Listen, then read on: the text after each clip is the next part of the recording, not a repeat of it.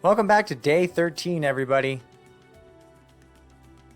Today's in-depth look is going to have a lot to do with some very controversial points.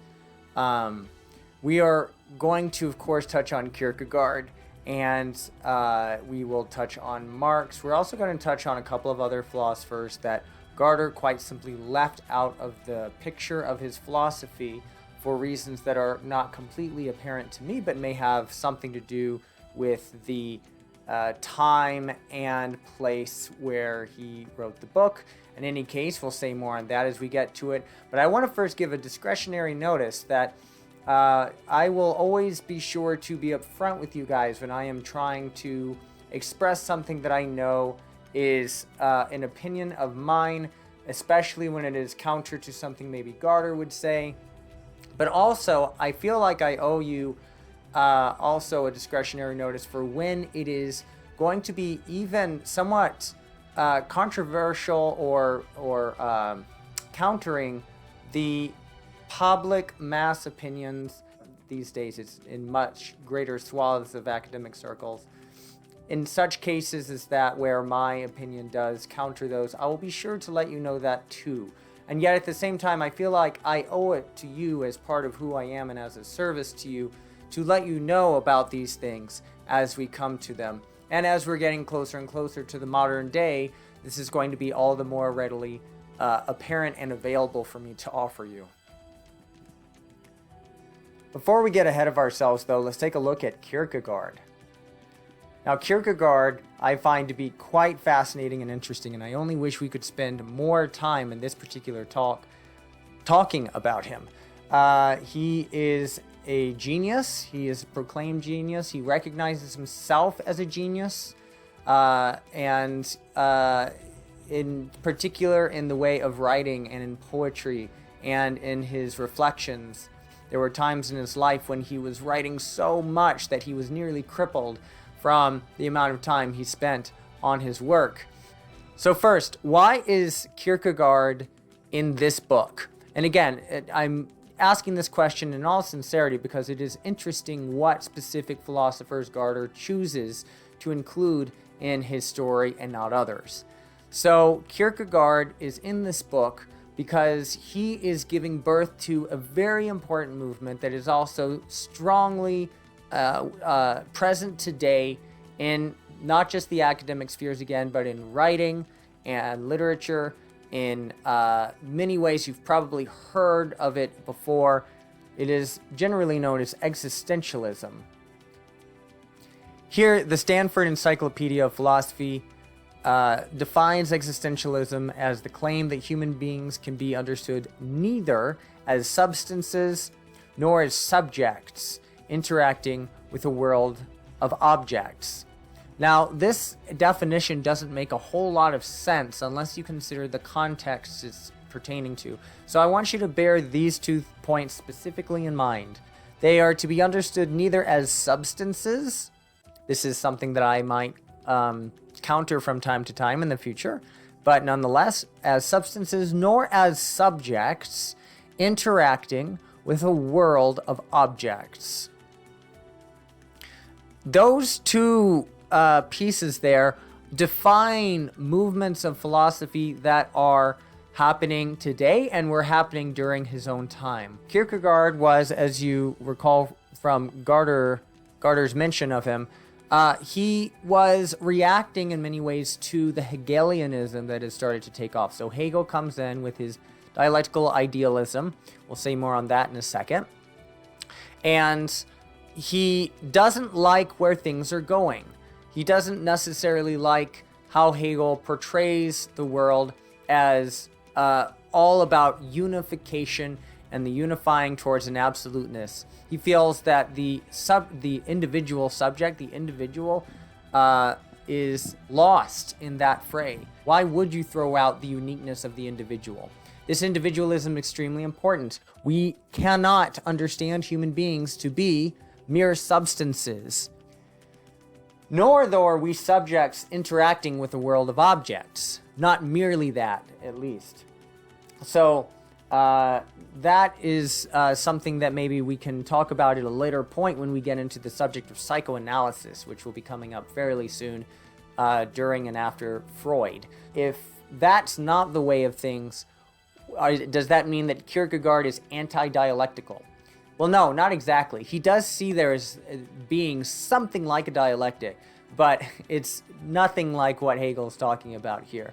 So on the one hand, you have man, and this of course stands for humankind. So you have a person, and if you are a person, you tend to think that your life or the world should be a certain way. And think about then from the perspective of a God. God then, being omniscient, and of course he's talking about the Judeo-Christian God, so we have to keep that in mind. But God then would be looking at the world and perceiving it a different way, perceiving it from an omniscient perspective. And what God sees as being the way it should be, or ought to be, is probably going to be drastically different, if not inherently drastically different from the way that you or I would think the world ought to be, or my life ought to be. I'm going to emphasize my life because this is part of the existentialist dilemma. We have this life in order to think these thoughts and live a certain way. It's not like I live throughout the entirety of human history up to the modern point and have made decisions up to this point. Maybe this is part of what gets lost in the Hegelianism, is this sort of unification of humanity. You know, when he's talking about how these wars and so forth, Hegel, I mean, are indeed tragic, but ultimately it's all sort of a necessary process towards the greater good. Think about all the casualties. Think about all the people who die in those. All the individuals. There are stories, where they came from, who they are, their childhoods, their fantasies, their desires. All those things just kind of swept away in an instant by, well, humanity is rising towards its pinnacle. It's almost a dehumanizing maneuver. At least it's certainly an anti-individualist maneuver, and this is exactly what Kierkegaard is having problems with. So you've got, again, how oneself thinks the world should be, and then how God thinks the world should be, or maybe even just is. And for Kierkegaard, this is actually the first step and the first struggle toward the reconciliation of those two perspectives into what he calls perfect faith. And this word faith now finally really does mean very much the same thing that we often mean in Christian context when we say a believer or non-believer, or having faith or not having faith. All right, so this perfect faith is not just the faith of Kant, where we can't demonstrably prove or work with metaphysics the way we can as an actual science. Kierkegaard's faith is Christian faith. It is specifically a type of faith. That doesn't mean that it has to be the last word on what we mean by faith, however, in existentialism, as we'll see in later thinkers that follow. And by the way, Gaarder is pushing the existentialist dilemma because I think it's fair to say that's partly what he is. He whether it's just simply where he is, again, in Norway, with his particular brand of philosophy that he's relying on here, or just quite simply that I think he really does believe existentialism to have a lot more to do with current human affairs, with real human affairs, than some of this other stuff that we've been talking about up to this point. So we are in the struggle. We experienced Angst, which is that German word that even Gaarder referred to in the book. Angst is this, it's actually used, we often now call it angst, I guess, in fact, in English, so you should be familiar with the word perhaps. But in psychology, angst or angst is this anxiety, almost just pure anxiety that results of realizing one's, existential nature. And the one life we have to live, and what are you going to do in this life, and how are you going to make choices that are going to align with not just what you believe, but what you think, again, the world ought to look like, and so forth. Not just believe about yourself, but believe about the world itself. Kierkegaard's characterizing this reconciliation between these two different ways of looking at the world, how it ought to be from the perspective of humankind or oneself, really oneself, I should say, over humankind, because it's the individual here that matters, and then God. And when we come to a reconciliation, we realize that perfect faith comes about in this way, where we, in a sense, surrender to a greater vision of the world, to a greater way of being, and to one's own place in that world and one's life in that scheme. Now, to get to such perfect faith, Kierkegaard says we have to go through that stage. We have to go through that stage of angst before we can get to that, as it was called, leap of faith. And we go through these stages, which Gaarder has already sort of talked about. He's obviously, Kierkegaard, saying that we don't all go through these stages because some of us get stuck at any particular level. But at the aesthetic stage, we're all particularly concerned and interested in what is beautiful. And notice, too, he says that at times we can actually go to a higher stage and come back to this stage later on and kind of get swamped in it again, where whatever is beautiful is what is good. I want to contrast for a quick second this to maybe something that Socrates said. Interestingly enough, Kierkegaard had studied Socrates while in school. At his, I believe, doctoral thesis or whatever would have been the equivalent of that for getting his degree in university. He wrote on Socrates, and I am willing to bet anything that he was wrestling with this idea that Socrates brought up around the good. Remember, Plato or Socrates' idea of the good had everything also to do with what was beautiful. That is, when we're able to by way of mind and reason access the good, we recognize that the things that are truly beautiful, not just the physical instantiations of beauty as, a beautiful man or woman or a beautiful sunset, but going further than that to a point where we recognize beauty in what is good. That is, we start to see goodness itself as beautiful, not just in like a moral, dutiful sense, but in a clear aesthetic sense. Now, Kierkegaard may be speaking of the good in this way and saying that's not enough. That we at first maybe recognize, it begs the question is whether or not we should look at the good as what is going to necessarily be beautiful, or simply that we get stuck in the stage of thinking that what is beautiful must be good. And I think this latter characterization is a better one for what he's saying here. But then he says eventually we move into this more ethical realm where perhaps we're maybe moving more towards the idea of the good as beautiful, but it has nothing to do with aesthetics anymore. It has everything to do with duty, moral duty. He seems to be very clearly embodying Kant in some sense here, or characterizing him by the moral laws that we are prescribed and often self-prescribing to live by in order to be in the world in such a way that we're doing the right thing and we can live with ourselves in that. But obviously this is not enough either, because it's stagnant in some senses. It can be stagnant. It's also overly rigid. It's just not enough to make for what one might call the good life. Once again, eudaimonia, if we are talking about the post-Socratic philosophers or post-Aristotelian philosophers, So what's the next step? What's the last step? The last is the religious stage, where we finally reconcile the aesthetic, that angst that we were experiencing up to this point mostly, where we have reconciled the aesthetic with the ethical, but we've taken a further step in surrendering, not just going past our own perceptions, our own sense of what is beautiful, what is good, and surrendering, as it was, to something higher than ourselves, bigger and of a higher order than ourselves. Then we are getting to the culmination of our lives, the culmination point of our lives. So pleasures are no longer enough, duty is no longer enough. It's something that maybe includes those aspects, but is much, much more. And importantly, this isn't just some like gradient pattern. These are quantum leaps that happen. For him, there's not really a gradient between these stages. If there are indeed somewhere between, say, 3 and 6 particularly monumental periods of our life, parts of our life, points in our life where something really fundamental about us has changed, this maybe in some way reflects those sort of great leaps that Kierkegaard is talking about.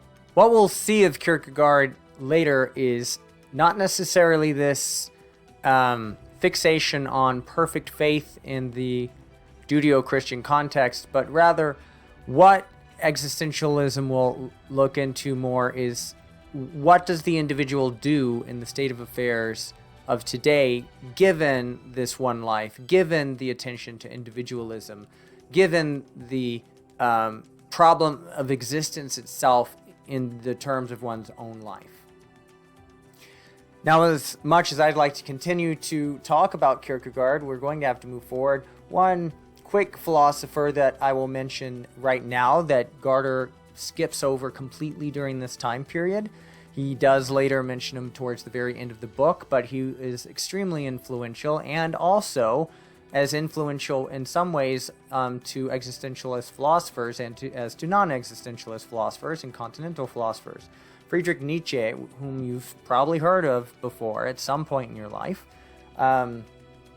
is someone who did a lot to change the landscape of philosophy regarding not just morals, how it is that we interpret morals. One of his best known works is Genealogy of Morals. How do we interpret morals or ethics in a historical way? Remember, Hegel is starting to put a lot more focus on how truths seem to evolve over time through history. There are ways we can look at we can look at morals as themselves being historically, culturally conditioned over time too. And importantly, he also is known for things like the will to power, which he himself later seems to have perhaps, based on his Marx and stuff in his own work, maybe was not as approving of by the end as he was in the beginning of his work. Perhaps was experimenting more than anything. He never had that published, but it got published posthumously, and now is one of the things he's best known for, perhaps unfortunately even for him. It spurred a lot of political motivations later on that we're about to talk about.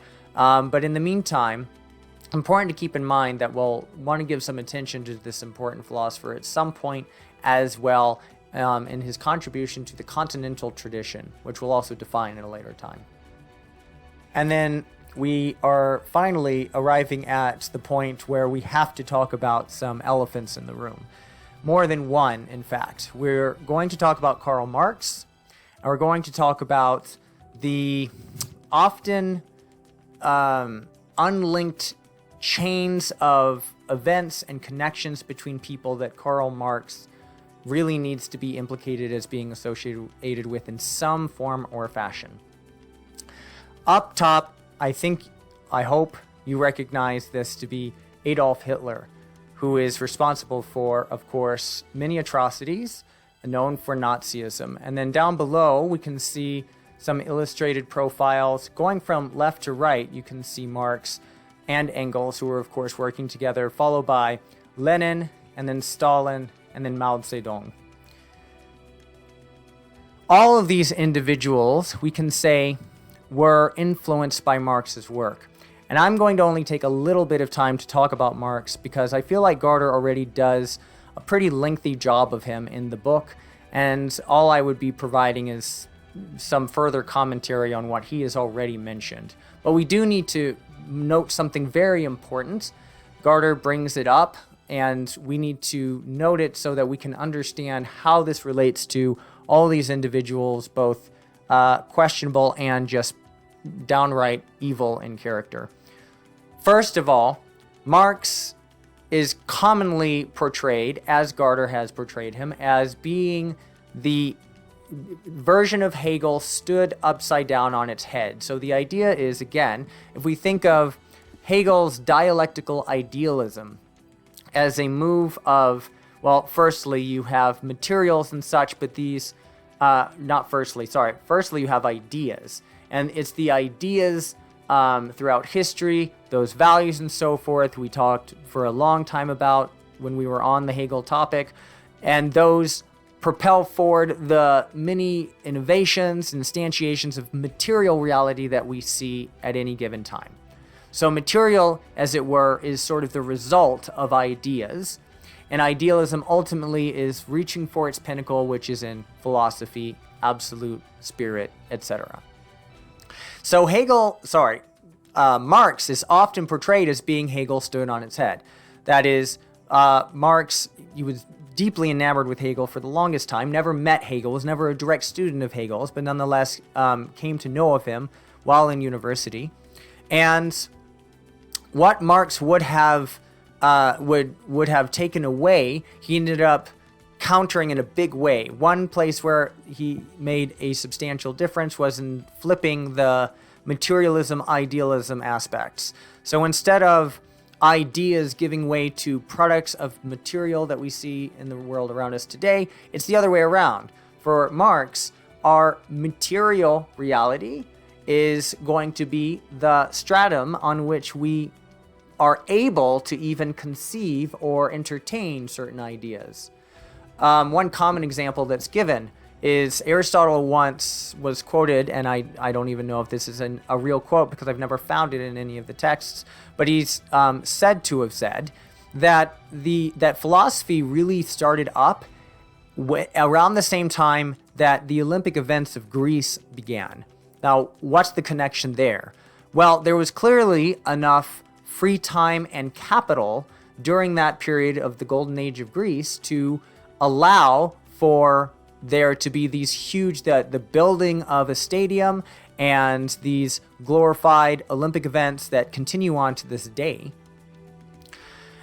At that same period of time, we would recognize there to be free time and enough capital and such to not worry quite as much about just the everyday standards of living, whether or not you're going to make bread for that day, or if you're going to have to etch out a living by working harder and harder for longer and longer, further into the day. No, there's more free time given, and therefore there's more time for us to sit and think about things, to reflect on things, to take moments, to walk and do things. And so he looks at history, as Hegel did, and he sees this sort of development over history, and it's also heading for a culmination point, and that culmination point is a materialistic sharing of all means of production and so forth, and modes of production by the same people who will benefit from that production, from those processes of production. And this is communism. And hence that's why the Communist Manifesto is named as such. It's meant to be the harking of communism specifically. Again, I don't need to say much more on that, I think, because Gaarder does a pretty good job of it. But I do want to, again, come back to this idea of standing Hegel on his head, because it's taken a little bit too seriously sometimes, in my opinion. It would be really easy to miss the fact that both Hegel and Marx, in their dialectical procedure, are aiming for some pinnacle event. For Hegel, that culmination point is going to be the absolute spirit, and ideas will be the absolute of everything. For Marx, it's material reality that is, of course, giving birth to ideas, but ultimately coming to a culmination point in community sharing in communism. And so that dialectical piece is still in there. Materialism, as you may recall, and I've put it on the board again for a second, defined by Routledge Dictionary, a set of related theories which hold that all entities and processes are composed of, or are reducible to, matter, material forces, or physical processes. However, there's something here. There's something more to Marx than this. It's not simply that he's saying everything reduces to physical processes or material, matter-based processes. He's taking another step. He's saying it's not the mere flows of physical things. It's history as material. It's a historical process.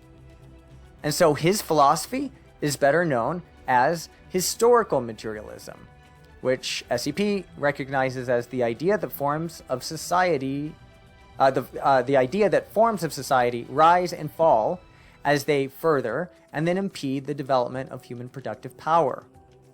So we're limited, as it were, by what sort of materials are available to us, but that is in part a historical process, and so it is historical materialism. Of course, we then run into this sort of difficulty of trying to define what we mean by materialism, now materialism becomes an umbrella term for a wide number of possible things. None of us would probably, on a normal day, consider history itself to be made of matter. And yet, in a way, what Marx is trying to say is that, no, while history itself is not made of matter, history guides matter, as it were, the flows of matter and material in certain ways, such that history itself is, in a sense, material. It's an odd way of thinking, but it's one that really did catch on and take effect. Now, let's get back to how we should interpret Marx. We're in a very interesting time period right now, several decades after Gaarder has written his book. And I think it's really fair to say, and I recognize my opinion here to be fairly controversial, so discretion given, warning given, that Marx is taken far too seriously. In the sense that, if you remember back when we were talking about the scholastics, scholasticism during the medieval period was the most prominent philosophy, really in a sense the only philosophy for some people.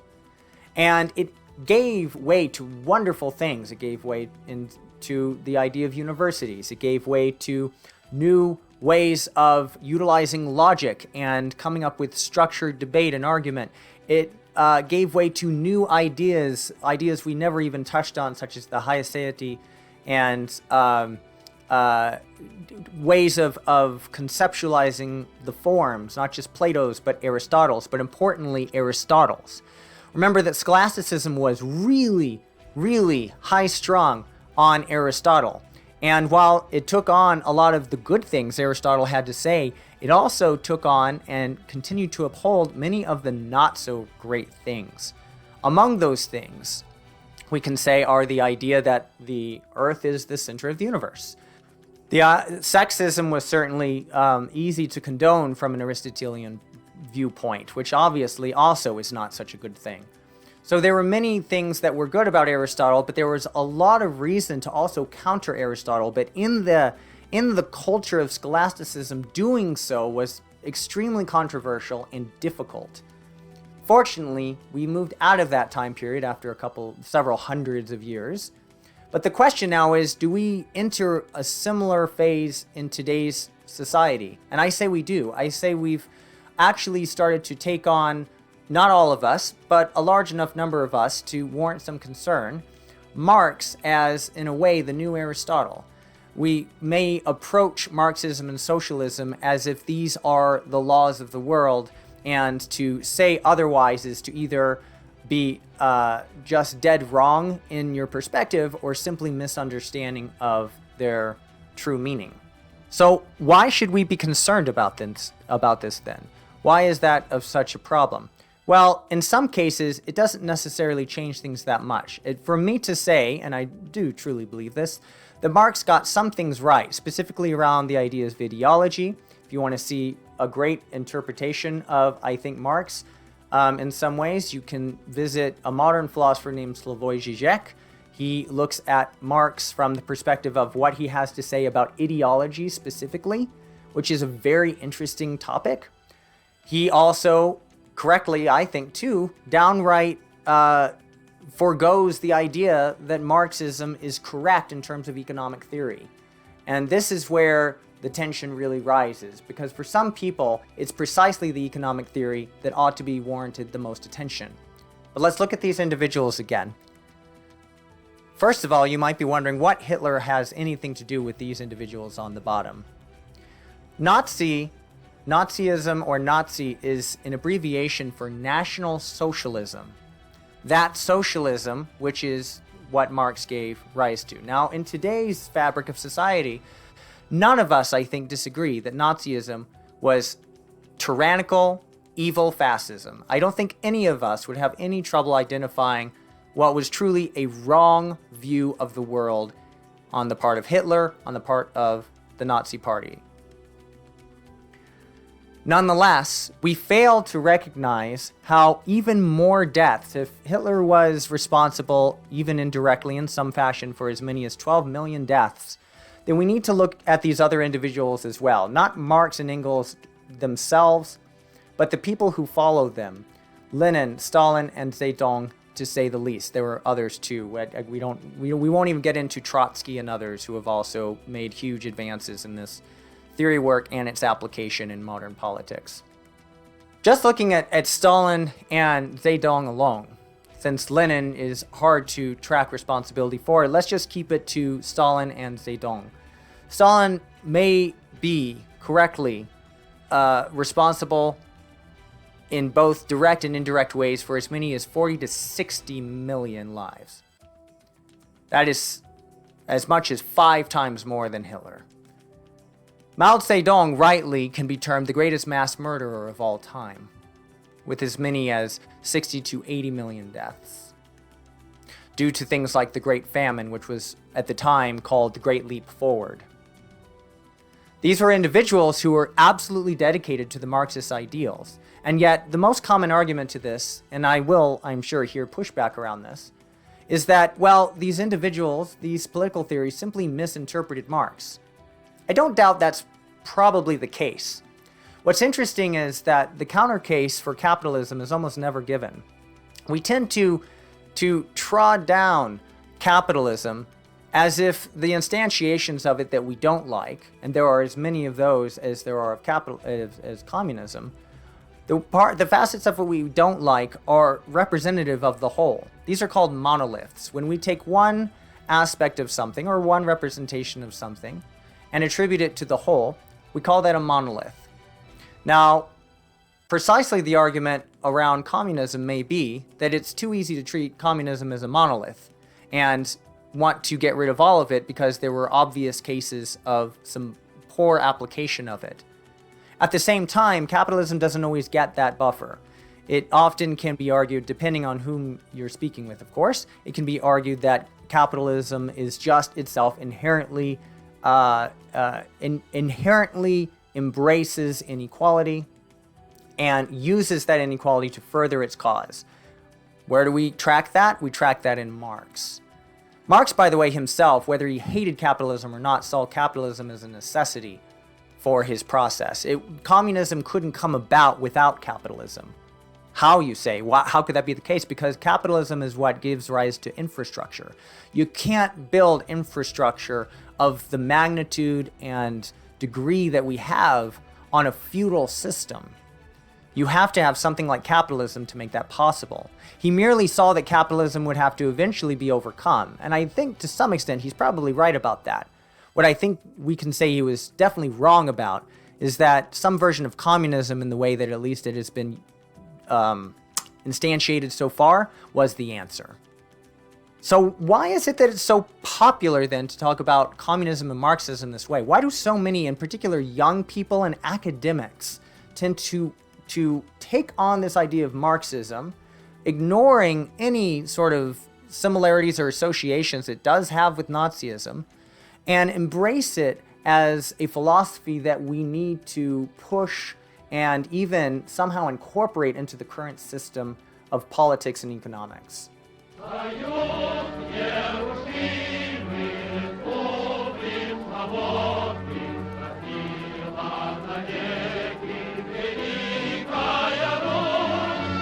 Think about it this way. If there's not a lot of belief in a flat earth theory, even since medieval times, why is it still around today? Well, it's because if you disregard some forms of evidence and regard only certain forms of evidence, you can easily push for it. And I've spoken to very intelligent flat earth theorists before, and this is precisely the point. They say a lot of the evidence that is provided for a round earth is created, it's constructed, and that if you look with just your own senses and so forth, you can easily find the truth. Or even in some cases, and a little bit more extreme cases, like use technology to prove the alternative, which is that the earth is flat. It's still alive today, this idea that the earth is still flat for some people. Now, I bring this up because we can face a similar problem with so many other types of theories, and Marxist theory is not the least of these. There are so many clear cases of inequality and poor economic standards in places in the world that it's very easy to point at places in the American system or elsewhere and say, look, that is evidence that Marx was right. while disregarding a lot of the other evidence, such as improved standards of living and quality of life and length of life and all these other important pieces of evidence that indicate otherwise, not just in the United States, but in other countries as well. So we have to be really careful about how we think about these theories in terms of evidence. As they attempt the leap to Mao's vision of a new society, millions will suffer or die, but their lives will be transformed. It makes for a very interesting divide with pretty much no bridge between academic philosophy and what we can call business philosophy, maybe. That is very smart, incredible intellectuals who don't necessarily partake in the academic affairs of universities and colleges, but rather either by way of their own initiative or after graduating went out and did things in the world of business and therefore came to terms with how the real world tends to work, which maybe is part of where the root causes for this misunderstanding takes place. See, as wonderful as academics are at intellectual theorizing, something we can be very bad at is interacting with the real world in a way that makes us really get in touch with the feedback loops of how money works and how inequality arises. Not only was Marx himself maybe not in the best position in terms of experience at the level of in political spheres, in economics itself, to say much about economics. He was even at times, it appears, given misinformation by his best friend Engels in order to try and best characterize what labor looked like at that strata of society. Now, I do think what we ought to do, and I think there's a push for this, and it's a good push. Marxism sans communism and capitalism have a lot to learn from each other. No doubt about that. Dialogue is definitely a good way forward. While Marxism maybe doesn't apply very well to economic theory, socialism, in the way that it's started to develop since Marx and has managed to turn over some aspects of Marx, has had to react to real economic and political drama, and for that reason is better tuned, more finely tuned. So we need dialogue. We need dialogue between people who are capable of understanding the horrors of both capitalism, but I have to say specifically communism, because as of yet, while capitalism may be responsible for a number of indirect deaths, I don't think we can talk about it in the tens of millions in the same manner, directly speaking of these communist dictators. So it's something to tread lightly on, but also mark as an important place of further development in branches of political philosophy and ethics. One concept we can take pretty credibly, I think, from Marx that is an interesting one, even if we can't necessarily relate it to economics per se, is this idea of alienation. Stanford Encyclopedia of Philosophy, again, says a distinct kind of psychological or social ill involving a problematic separation between a self and other that properly belong together.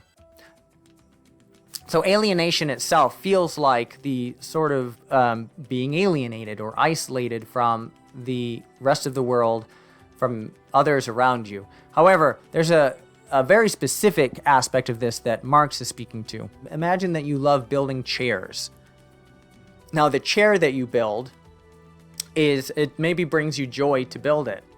But if you turn that then into your mainstay, that is, it's the main strength you have, so you take that and you go and you work at a chair factory where you build chairs, then the thing that once brought you joy starts to become a mechanical, routine, less joyful process in the end.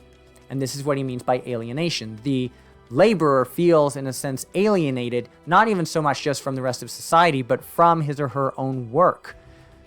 Because if I build chairs and love building chairs, but then it's all about really just for the sake of income, and I'm not building chairs for the joy of it, I'm not caring for it and loving it in the same way I had before, I feel alienated from my own work. And for someone like Marx, this is possibly one of the most dehumanizing processes that can happen, because we all in our spirits want to give and to contribute and to create. And so you're taking that and it becomes sort of a factory process that again changes the value of it from, instead of for the sake of creation and the joy of contribution and so forth, becomes a means of simply making money and essentially just putting more chairs out into the world. So we have to address this too. Maybe this is a good argument for building robots. But regardless, it would be really good to think about this in the context of modern society and economics too. To what extent can we love what we do and get paid for it, or not get paid for it? Is there something tied to doing what you love doing and not getting paid for it that actually helps preserve the intent or the means of doing so? Or at least if you get paid for it, not making it your mainstay, not making it the sole purpose of your work is to make money from it. Something to think about. We're going to very briefly talk about now a couple of other philosophers that Gaarder did not even mention. And I've been, ever since the first time I read this book many, many years ago, I've been floored that these individuals have been missed. So we have to go back to an earlier diagram we made. Do you remember when we were talking about the three branches, the three sub-branches really, of normative ethics?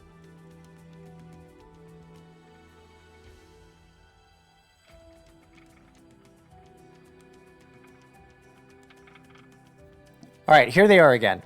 So we have virtue ethics, best promoter of which is Aristotle, but to some extent maybe Hume contributed to that too. Then we have deontology. Our best case example there is Kant.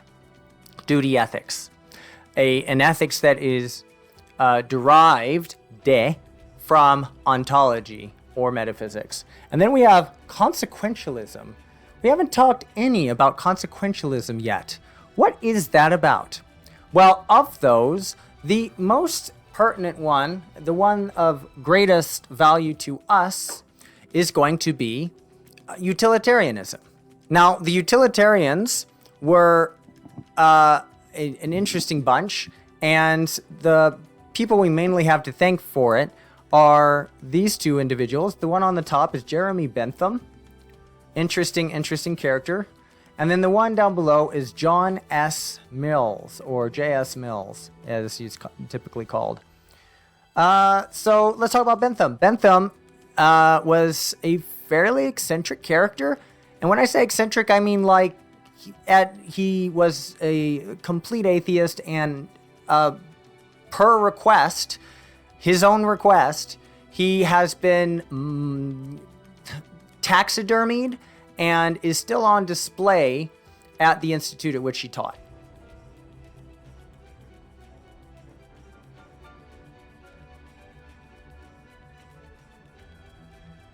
He felt apparently that this was sort of a poke at the mostly Christian doctrines that wanted to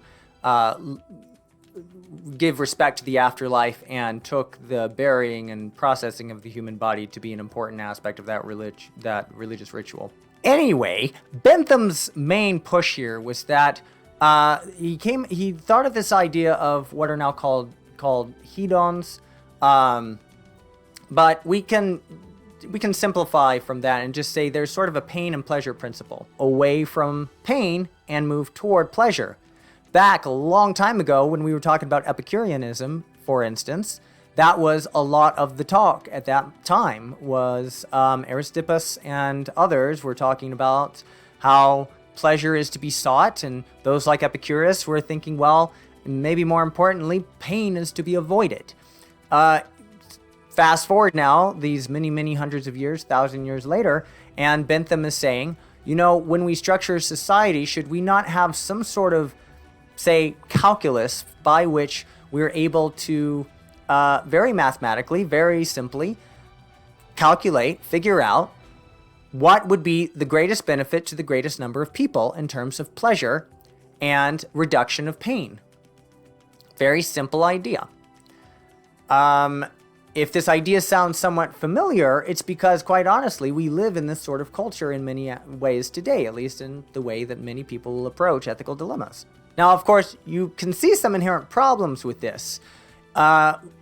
Characteristically, it's been poised as by others as, well, if you have, let's say, one a child who is deep underground and who toils day after day after day to in whatever form, hamster wheel style, we'll say, to in order to generate the electricity and everything for a town, or let's even say a city. She works relentlessly for this purpose. She's just a child, of course, though, and never had any choice in the matter. But everybody above ground in the city gets to benefit, and tremendously so, from the labors of that one child. Now, obviously, this is extremist, but that's what we do in thought experimentation, is we want to take things to the extreme and see what does the logical end conclude. Well, this is conclusively evil, isn't it? There's no way this is good, at least certainly not for the little girl or the child. So this was often pointed out later on in reaction to Bentham. And even before that specific reaction, J.S. Mills took up the problem of utilitarianism. J.S. Mills himself is a very interesting figure, a child prodigy, absolute genius, and yet also in the way of becoming that prodigy, ended up becoming dismayed and disillusioned by the way the world works. So in his version of utilitarianism, which he may not have described it that way as such, he said, in reaction to Bentham, we need to be very careful because... So Mills is interested in this problem because this seems to apply to Bentham, doesn't it? It seems to apply to, if I simply am going to promote the satisfaction of pigs, and not actual pigs, but let's say people who really are not contributing anything specifically or enjoying higher intellectual forms of culture in our society, but they're pleasured, they're satisfied. Is this better than everybody and intellectuals or whoever is providing that are mostly dismayed and unpleased, and maybe some even sort of level of pain around the whole ordeal? Is this better than a society that's full of people who have moral upbringing, are intellectually enthused, enjoy the richness and the beauty of literature and philosophy and mathematics? He says, no, of course not. So then what would we want to aspire for? We'd want to aspire toward a sort of utilitarianism, perhaps, that then sort of differentiates between a pleasure for pleasure's sake and a pleasure that is the consequence of a higher form of culture or ideal, or that is that there are these sort of higher versus lower pleasures, and what we should really focus on are the higher pleasures for individuals. Now, I haven't explained yet why this is called consequentialism completely, although I hope it feels somewhat clear based on how I've tried to distinguish it from deontology before. Consequentialism is about the consequences. Here, we're not going to decide in the utilitarian mode, we're not going to decide on what to do based on the metaphysical propositions of what is, that is the synthetic a priori and all that other jazz, and critique of aesthetics, what Kant was proposing that we focus on when it comes to thinking about these things. No, we are going to focus on the consequences of choosing A or B or C as our ethical principle. And so if we make a post hoc calculus of what pleasures and pains are working and not working for people, then based on those consequences, we decide on what the rule is to live by, or what rules there are to live by. Fewer people seem to get into car crashes when there are traffic lights, so getting into car crashes equals pain, right? That's not very pleasurable. And so we should install more traffic lights, particularly where there's more traffic. This is a consequentialist action in a sense. It's not something we had to reason out before ahead of time. In fact, most of the time, a lot of these sort of policies seem to be generated in consequence of other things. I remember being a kid when we were going back and forth to school, and I lived in a very, very countryside little area. We would go past we'd go through this one street, and this street was very windy and turny, and there were lots of trees, and we always saw people going too fast, and we knew there were kids who lived in that neighborhood too, and people would go too fast through there. way too fast. But there was no speed limit sign, and there was no children playing here warning sign or anything like that. Until one day, of course, a child got hit, and then the sign got installed. And it occurred to me, following that maybe this is how it often works in policy, that until an issue actually arises, we don't often do anything about it. Which, of course, is not always good, but maybe has in some way been the most efficient way of doing things for people. Regardless of what your feelings are of that, it is, and I'm not a huge fan in some respects, but I understand the efficiency of it in other respects. It is nonetheless utilitarian in principle, how it works. So why do I bring up these individuals? J.S. Mills was in London at the same time that Marx, running away from Prussia as he was, and he had every reason to be very disillusioned about the state of Prussia, moving to London, and then started to bicker about how Londonites needed to be, the London capitalists needed to be somehow brought down from their high horses and whatever. At that same time, Mills was in London offering another version of an ethical platform that we actually also, to some extent, utilize today, although it's gotten some pushback in other sectors as well. And I think it's actually a disservice to have missed these individuals and how much they've contributed as well to not just our philosophy of ethics, but to actual applied ethics in the modern world. On that note, someone who was brought up by Gaarder, oddly enough, but in somehow reflection over Marx and not over the utilitarians, this is John Rawls. And John Rawls wrote a very, very important theory of justice. Literally, that was the name of his book. And John Rawls has one of the possibly the best ethical concepts I've ever heard of before since I first read it back in 2006. The idea of a veil of ignorance may be precisely the sort of thing we're aiming to benefit from when we get so interested in things like Marxism as young folks, and even as more sort of academic intellectual thinkers. Maybe what we're interested in, of course, is justice. And specifically, the veil of ignorance is one way of again, thought experimenting and seeing how, by what means we could possibly attain that justice. Maybe not so much by simply trying to reformulate and redistribute the way that society works. There are studies that show, by the way, that even if we could redistribute all the wealth in the world, simulations, computer-generated simulations have given the parameters of a real-world sort of economy, have demonstrated that we would likely fall back into the same forms of inequality as we did before, without any actual policies and such put in place to prevent that from happening again. What policies those would be aren't even clear. So what maybe we're actually looking for is a way of handling the inequalities that are in the world and dealing with them in such a way that we minimize them as opposed to eliminate them. The idea of minimizing pain or minimizing inequality in the world is a very different attitude than eliminating pain, eliminating inequality in the world.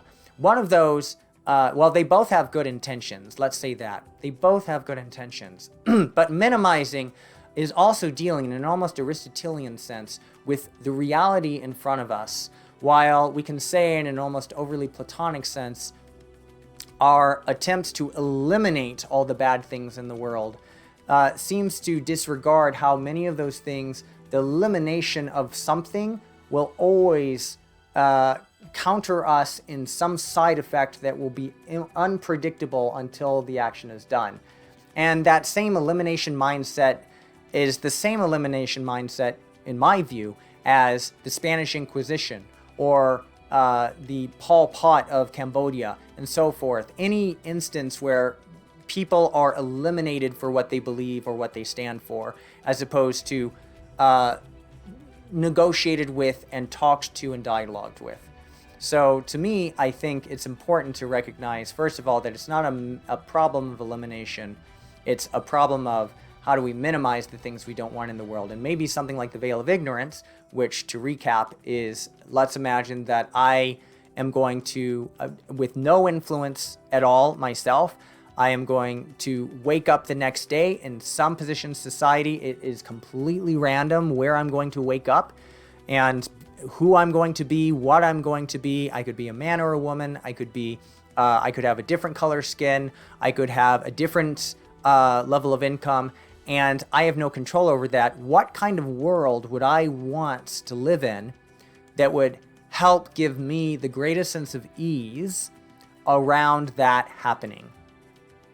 And with more inequality in the world, of course, that is a very angsty proposition. I would be very anxious about the idea of waking up in the world if only truly the tiniest fraction of 1% in terms of capital in the world, then that's not a very enlightening prospect, because it's a scary prospect, especially if that inequality it results in famine, results in starvation, results in deprivations of other sorts, results in even racism, and maybe even some xenophobia in some places that still exist in the world today.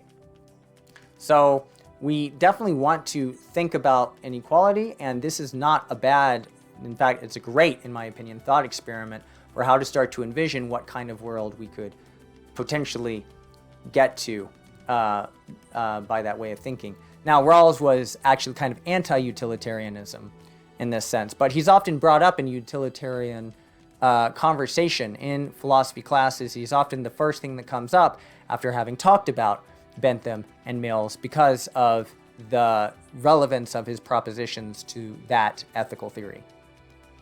One recommendation I have in terms of history, I've got two of them actually. One of them I actually have with me right now, The Rise and Fall of the Great Powers by Paul Kennedy. Really sweet book. And the main thesis of this is to kind of get at the heart of how real historical movements do happen.